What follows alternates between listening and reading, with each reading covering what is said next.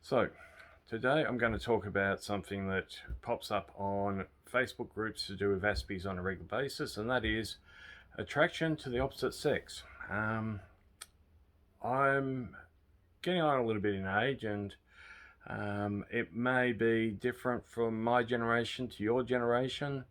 Um, it may end up being the same, may be different cultures.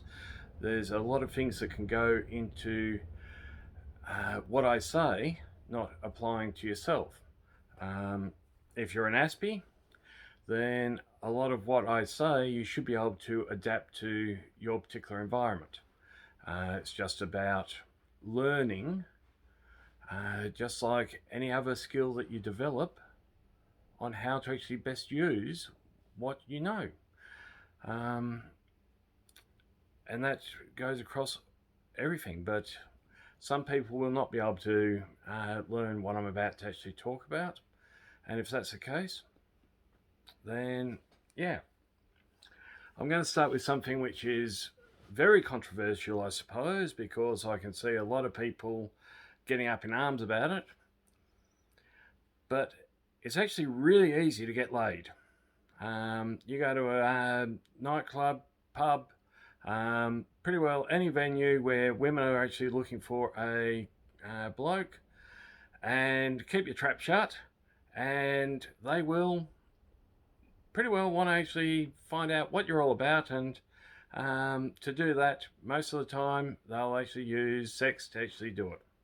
So, and for women, it's pretty well just the same. It's just the opposite, and that is that you look attractive, and the blokes will come over and try to chat you up. And if you're prepared to listen to them talk for hours or whatever else, then yeah, they will try to take you home. Well, guess what? You're going to get laid. However, it's actually harder to make love. That means you've actually got to care about somebody else. And you've got to know yourself enough to actually know what you're giving them. I know that sounds really questionable, what you're giving them, but please follow on for a little bit longer. It's even harder to spend a lifetime with another person. And I'm going to try and cover off each one of those three over a series of videos. So I'm going to create a special folder for this where you can actually follow this one, then you can follow the next and follow the next, etc., etc. You get the idea. So, a bit about myself and my wonderful career as a lovemaker. So, as a kid, I would fall madly in love with good-looking girls at school, and then wonder why they wanted nothing to do with me. I would go and buy them chockies and pick them flowers and all sorts of stuff like that. And I had absolutely no success. As a teenager, I didn't really go out with any teenage girls on the basis that most of the time they got to know me and didn't like me. Now, having said that, it was also partly to do with my upbringing as well, because I was sort of discouraged from going out with females because of, well, they lead to trouble, etc., etc. And I was always broke, so didn't really have a lot of money to do it. But I did find that just about all the girls that I met were happy to give me their phone numbers. They were happy to go for walks, which often led to kissing, and so it was an interesting time, because on one side of it, all the girls were falling for me, but once they got to know me, they decided that they didn't want to know me. So yeah, it's a weird type situation, and I will expand on that in a later video. This is just, as I said, an invite, or a introduction, I should say.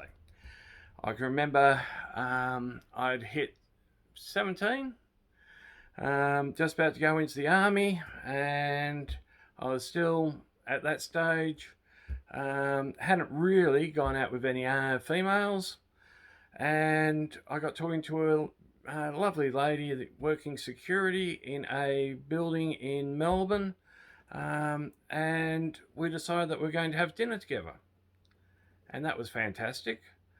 Um, I asked her what I should bring, what type of wine she drank, all the normal sort of things that a gentleman should end up inquire about.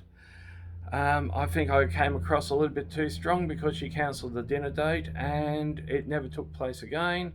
And we had a bit of a chat at her building, and it was discovered that perhaps she realised that I thought we were going there for a lot more than what we were doing, and she decided that she wasn't going to actually burst my cherry.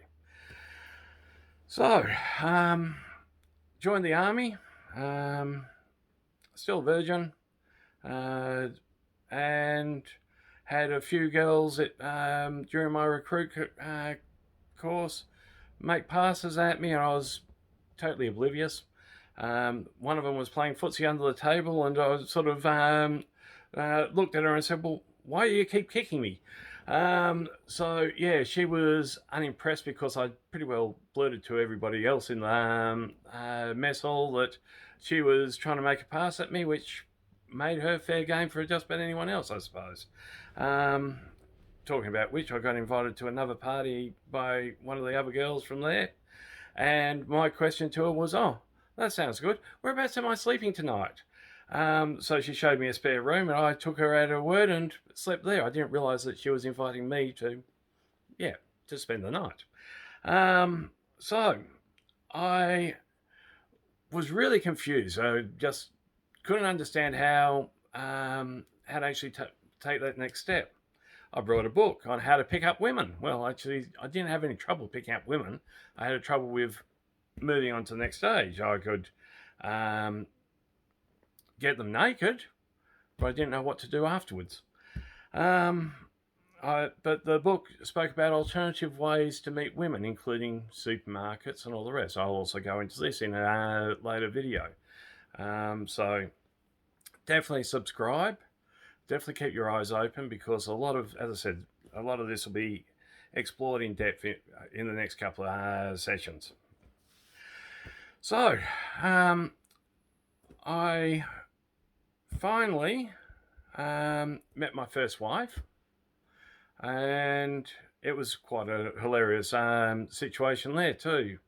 I was doing a part-time. I was still in the army at that stage, so I was doing a part-time, doing a bit of security, which was standing outside a bank. So she walked past and walked past and walked past and walked past, and finally she said, "Oh, hello." And I was thinking, well, that's nice. I think I've seen you a couple of times earlier today. What did you forget this time? And that got us into a conversation. Somehow or other, and I still don't know whether or not she invited me out to dinner or I invited her out to dinner, but somehow or other, we wound up going out to dinner together. She chose a romantic place to have food, and it was Chinese food, and we were in her car, and she was dropping, she got up to look at something in the back seat.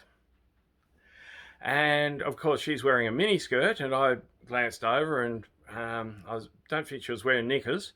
So of course I quickly looked away, and she continued in that position for probably around about 2 or 3 minutes, and then sort of sat back down and looked at me out of the corner of her eye with a sort of, okay, well, what happened? And she tried that once or twice more with, she got out of the car at one stage to pick something up that she dropped, and very unladylike, she just bent down at the waist, and of course the skirt rode up again, giving me a fair impression of what she had for, or the fact that she was still wearing no knickers. And finally she said, okay, well, let's end up go back to my place.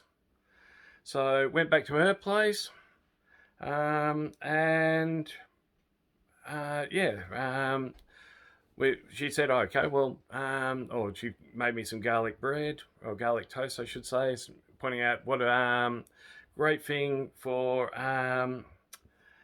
the garlic is as far as getting the hormones going a little bit. What do they call that thing again? When anyway, somebody will end up writing in the notes. Yeah, I forgot what it's called. Anyway, if I keep thinking about that, I'm going to end up losing you because of the fact that you guys are going to go, well, he's not talking. Anyway, after having the garlic toast, we decided we were going to watch a little bit of TV in her room. After about half hour of us, of me sitting on the edge of the bed and her laying there on the bed, she finally goes, okay, well, I'm going to go to bed now. And I was thinking, oh, crud, I probably missed the last train, but if I hurry, I might be able to just get to it. And she said, oh, well, you just keep watching the TV a bit longer if you like, but I'm just going to end up get ready for bed. And next thing I knew, she was naked, climbing in between the covers. And it was sort of, okay, well, I'm not too sure what I'm supposed to do now. And she sort of rolled over and gave me a bit of a cuddle and dragged me down towards her. And slowly end up, well, the rest is history. I can go into a lot of details about removing clothes, blah, blah, blah. But needless to say, we had a very enjoyable night and discovered that it was a skill set that I had that I didn't realise that I'd actually had. All the reading I'd done on preparing for it had allowed me to be a little bit more diverse. I was able to come up with some alternatives that she hadn't actually tried beforehand. And that's one of the advantages of being an Aspie is we read, we study, we look for information. Guess what? This is just one more area of expertise you can develop. If you just simply go by the old missionary position, you're going to get bored out of your brain. But if you spend the time understanding female anatomy and understanding how to control yourself, understanding the Kama Sutra, then guess what? You're going to become very, very popular. So, yeah, it's sort of girls do talk or women do talk. So just be aware of that, okay?